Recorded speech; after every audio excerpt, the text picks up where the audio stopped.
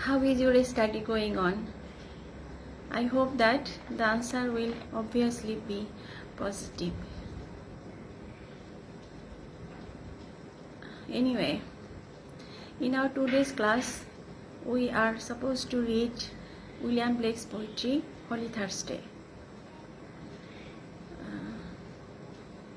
We have another poem in Songs of Innocence by the same name. I am hopeful that you have already read the text. The title of the poem is Holy Thursday. That means Ascension Day. It is the day that commemorates Christ's resurrection and ascension to heaven. On this day, many Catholic churches hold services of children. The poem depicts the marching of children to St. Paul's Cathedral,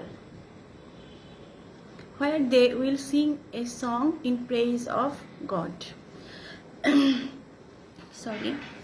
The poem's setting refers to a traditional charity school service at St. Paul's Cathedral on Ascension Day, celebrating the 40th day after the resurrection of Jesus Christ. These charity schools were publicly funded institutions. These schools were established to care for and educate thousands of orphan and abandoned children in London. Now I am reading the text for you. Please be attentive. Holy Thursday, written by William Blake. It was a holy Thursday. Their innocent faces clean. Their means the children's. The children walking two and two. They are walking two by two, in red and blue and green. Red, blue and green dresses. Wearing red, blue and green dresses. Grey-headed beadles walked before with wands as white as snow. Here beadle means officer of the church, and wand means like a rod in their hand.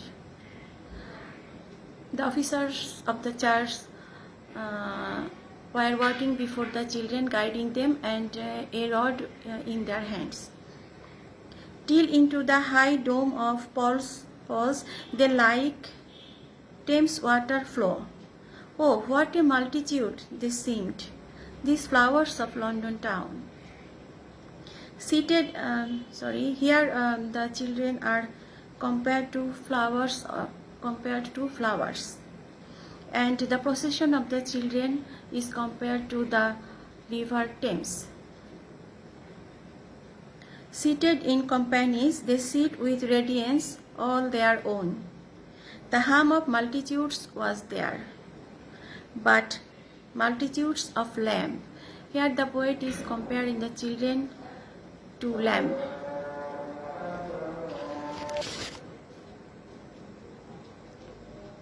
Thousands of little boys and girls raising their innocent hands. Now, like a mighty wind, they raise to heaven the voice of song. Beneath them sit the aged men, wise guardians of the poor. Then cherish pity, lest you drive an angel from your door. That's all from the text. Now I am giving you the summary of the poem.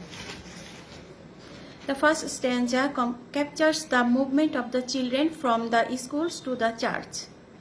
The poet compares the procession of the children to the river water of Thames, which follows through the heart of London. In the second stanza, the poet compares the children to flowers of London town.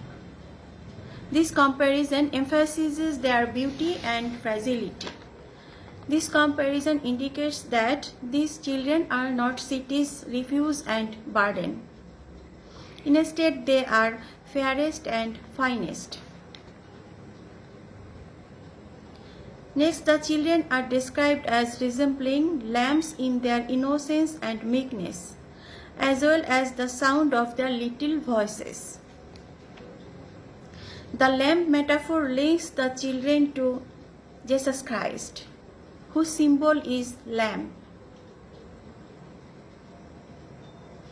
and reminds the reader of Jesus' tenderness and care for children.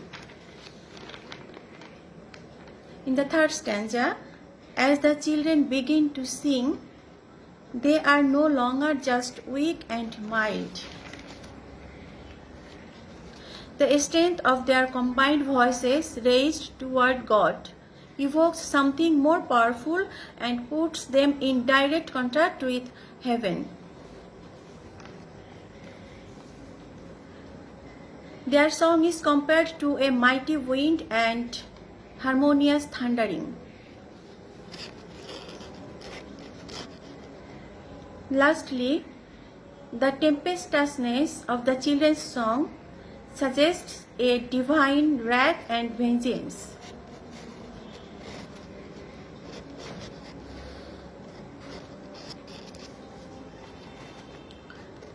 Blake ends his poem with a request. He bids us to show pity to these young birds, who are really angels of charity school. He also urges that if we do not show pity to these children, we will be neglecting an angel from our door. The children are compared to lamb.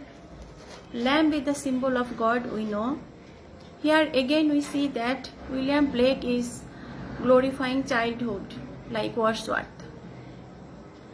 The poet wishes to convey the message that the children are like angels, pure in heart, and so it is better to love them than drive them away. My dear students, thank you very much for listening my class. We will meet in the next class.